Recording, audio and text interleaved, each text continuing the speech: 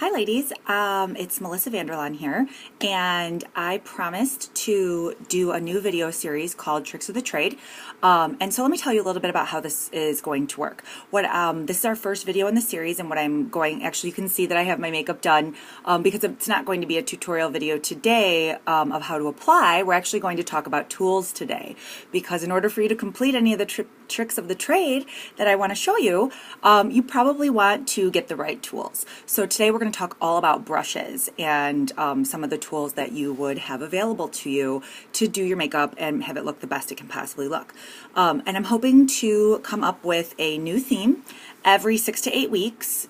This is something I'm only running in my customer group. So, I will upload the videos to YouTube so that if you want to rewatch one, because maybe there's something that you didn't get a chance to hear at the time, or you had to stop in the middle of the video, you won't have to scroll through our wall to find it again. You can just go to my YouTube channel and I'll title it appropriately.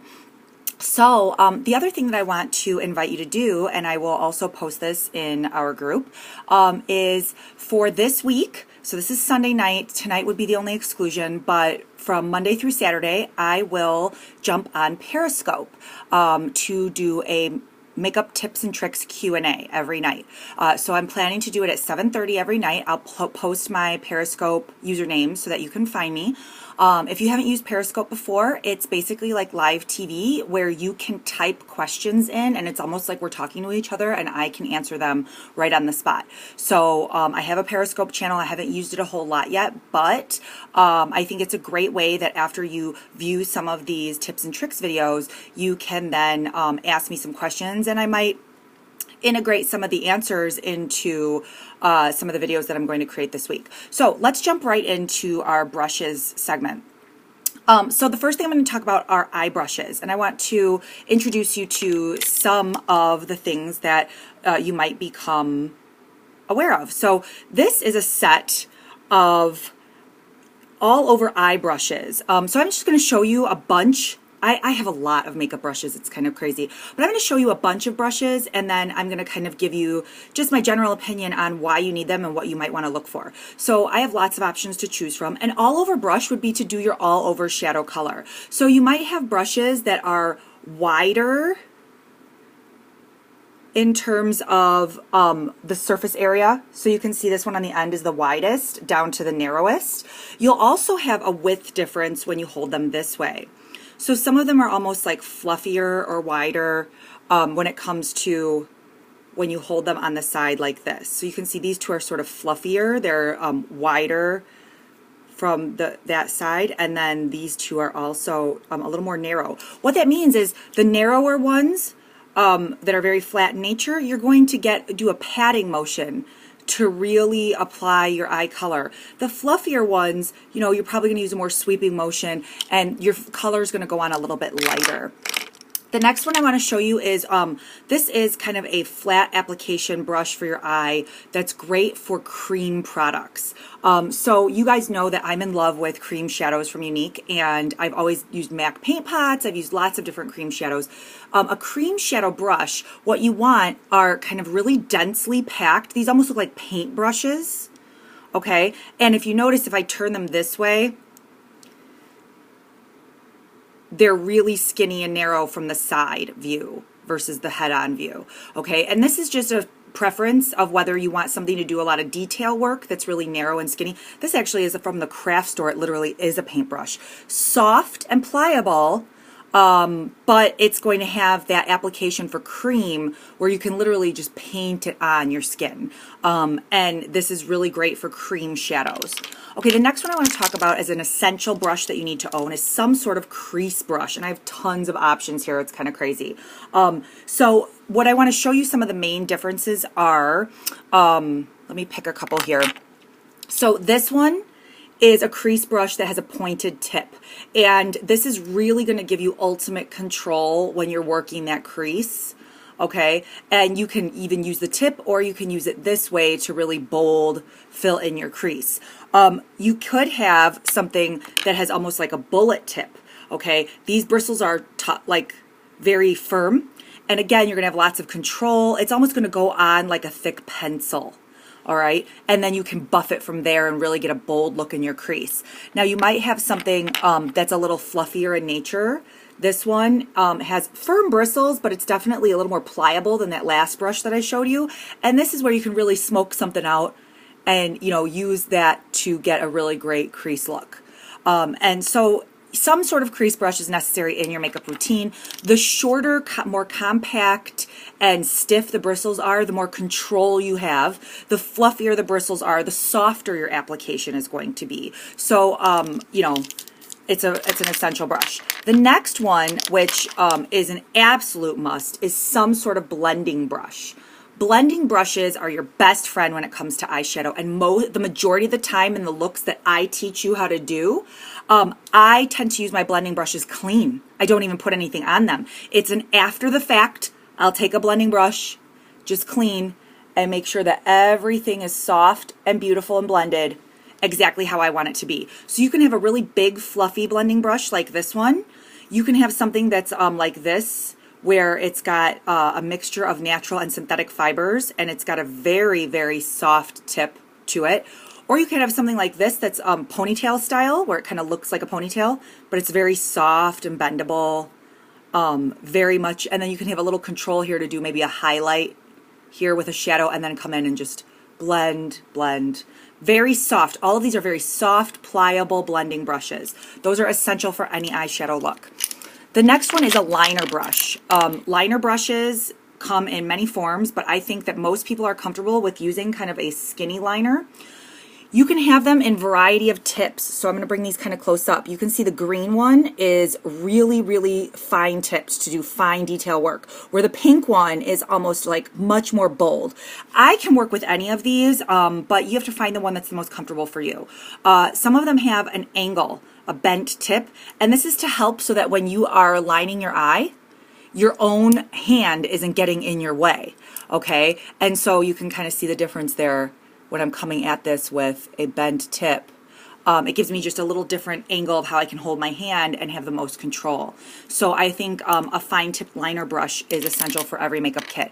Okay, the next brush that I'm going to talk about actually is twofold, because actually my favorite one has it, has it on both ends. I think everyone should have a plain dry spoolie. A spoolie is what you have typically seen in all your mascara products, okay? These are great for combing out your lashes if you need to, but also to fluff out and do your eyebrows. And we're going to talk about eyebrows for sure coming up, but in the videos this week.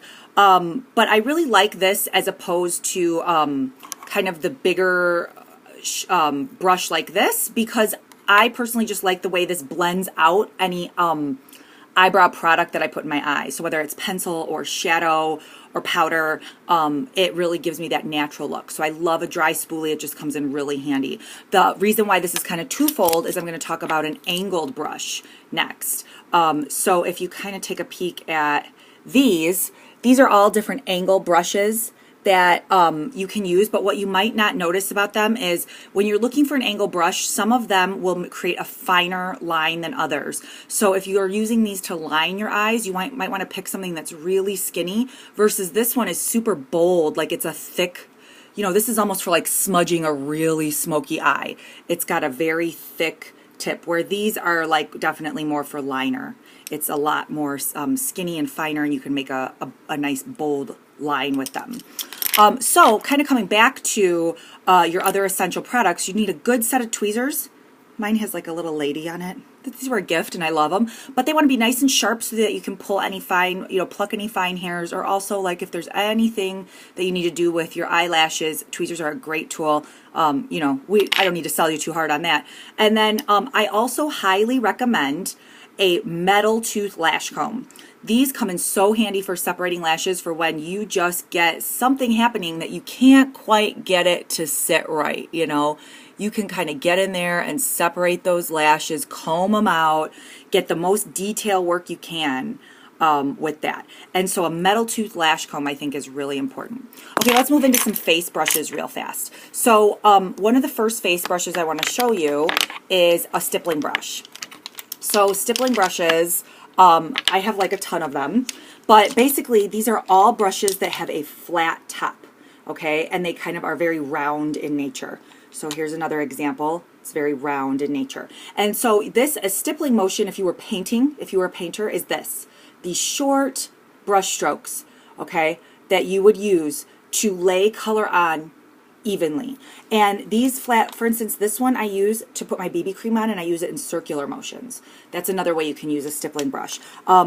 They have different densities. So this is a very dense, both of these are very dense, very tight, great for concealer, great for foundation.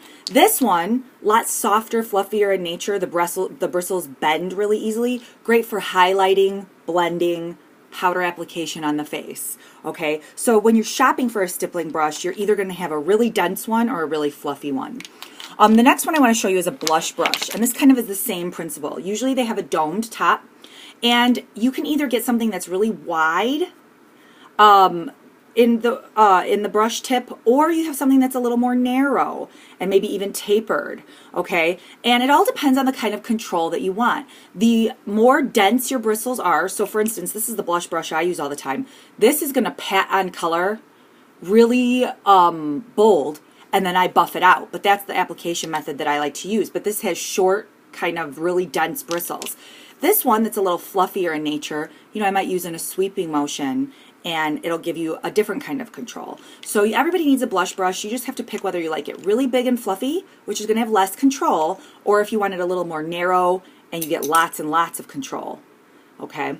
I also like to, if I can, touch and feel the brushes first for the level of softness. You guys can't tell this, but this brush is actually kind of scratchy and stiff versus this one is very soft. And these two are very soft. So that's something you might want to think about before you buy.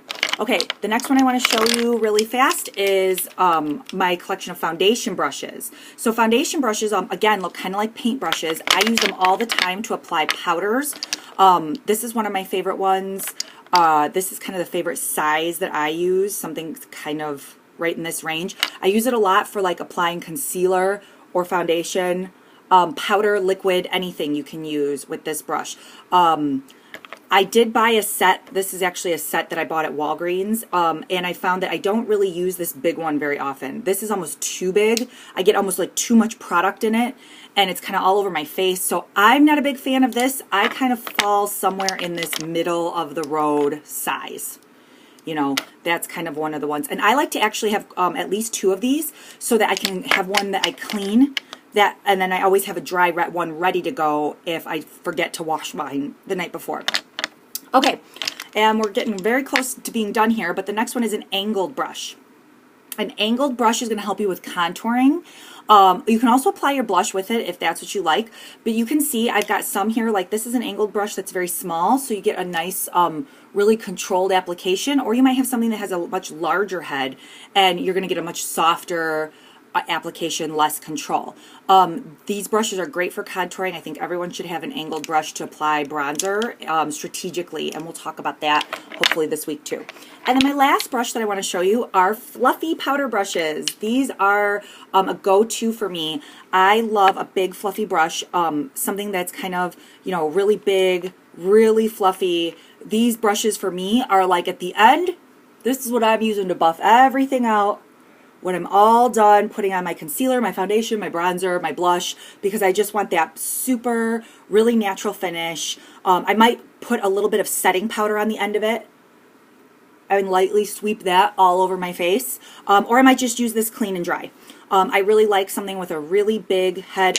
Like this one is a Smashbox Kabuki brush. I've used this forever. Great for blending, especially if you're like, ooh, I think I might have overdone it here. This will help blend it out really well. Doesn't matter. You can do it Kabuki style. You can do it with a nice long handle. You know, whatever your preference is. But these are great tools to buff everything out and have the most natural finish. So that's my first Tricks of the Trade video to get you the best tools that you want. If you have specific questions about brushes that you're trying to find, I can certainly provide you with some links of places that I've bought brushes. I will just address really super fast. You can buy a whole brush kit roll like this. this is the one that I use when I travel to do people's makeup, because then I know I have at least one of everything. But what I will tell you is that these can run a little costly, and you can find a cheap set of brushes, but then sometimes they're of cheap quality. So, and then now you're stuck with the whole set. The other thing with buying the large set of brushes is 9 times out of 10 there are brushes in there that I'll never ever use. So for me, it's great to have because I'm frequently asked to do other people's makeup. But for the average person, I would personally recommend almost buying your brushes in smaller quantities, maybe sets of 2 or 3, or even singular, where you can pick the one you want to try. And I will say some of my top places to buy brushes, well, I get so many of my unique brushes I actually have either gotten for free or for half price. So they are great quality brushes, but I highly recommend that you try to get a deal by hosting a party. For my other brushes, Amazon's a great resource, and actually I love Walgreens. Not so much CVS right now, but I feel like Walgreens has, for whatever reason, really nice selection in brushes. So start there and get yourself a couple of brand new brushes. All right, guys, I'm so happy to do this tutorial. All my videos will not be this long, but I was introducing you to the concept, and I had lots of brushes to show you. The rest of them are going to be quick. My goal is to keep them for 3 minutes. All right, so thanks for hanging with me for this long, and I will see you tomorrow night. Bye.